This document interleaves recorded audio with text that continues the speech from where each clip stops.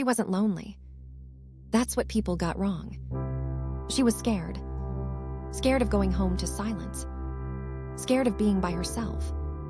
Scared of what it would mean if she finally admitted that the relationship she was holding onto wasn't love.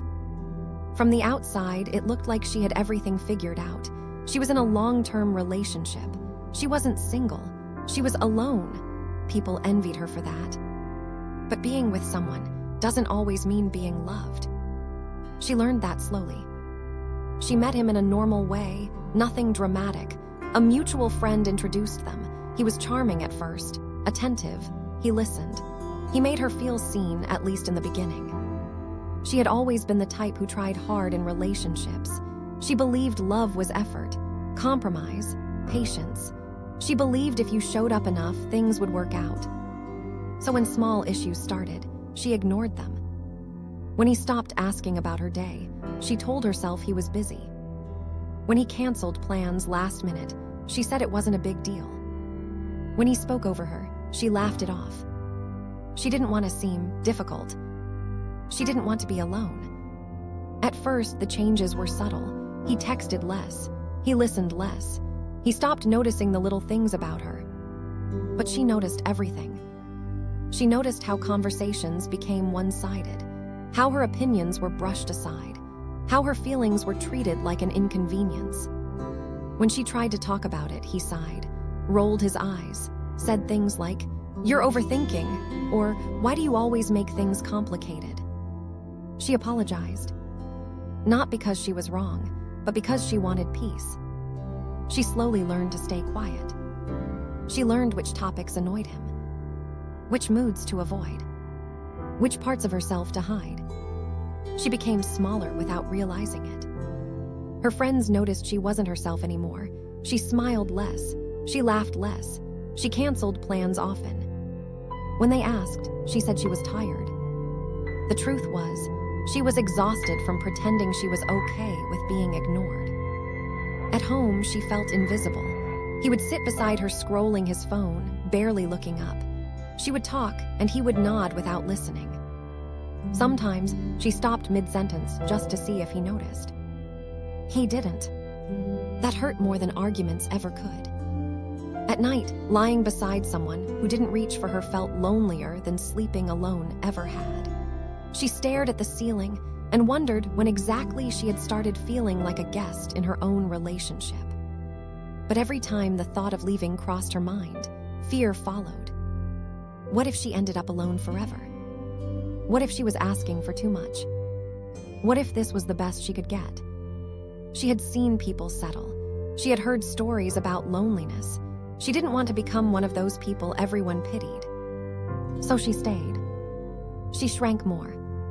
She stopped sharing her dreams because he didn't seem interested. She stopped dressing up because he didn't notice. She stopped expressing disappointment because it only caused tension. She told herself love meant sacrifice. But love shouldn't cost you yourself.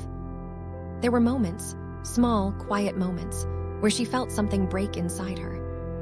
Like the time she achieved something important at work, and he barely reacted. Or the time she was sick, and he complained about the inconvenience. Or the time she cried in the bathroom, so he wouldn't hear. She started journaling secretly, writing down thoughts she couldn't say out loud. Words like unseen, unloved, tired filled the pages. She read them back one night and didn't recognize herself. She missed who she used to be. Still, she stayed. Because leaving felt scarier than being unloved. Until one day, something small happened. They were sitting together, and she tried to talk about how distant she felt. She wasn't angry. She wasn't accusing. She just wanted to be honest. He barely looked up and said, "You're too sensitive. I don't have time for this." That sentence landed harder than anything before. Not because it was cruel, but because it was clear. He didn't want to try. She realized then that she had been fighting alone for a long time. That night, she packed a small bag. Not everything, just enough. As she stood at the door, fear rushed in. Her hands shook, her heart raced. But something else was there too. Relief. She walked out quietly. The first few weeks alone were hard. Silence felt loud.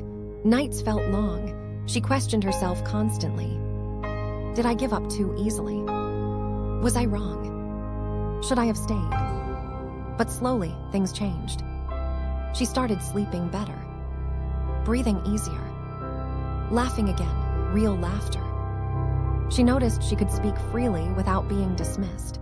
She could take up space without feeling guilty. Being alone didn't feel empty anymore. It felt peaceful. She realized something important. She hadn't been afraid of being alone. She had been afraid of choosing herself.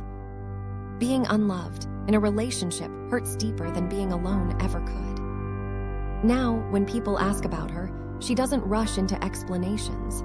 She doesn't defend her choice. She just smiles and says she's at peace. Because being alone is better than being somewhere you have to shrink to survive. Moral lesson: don't shrink yourself for company.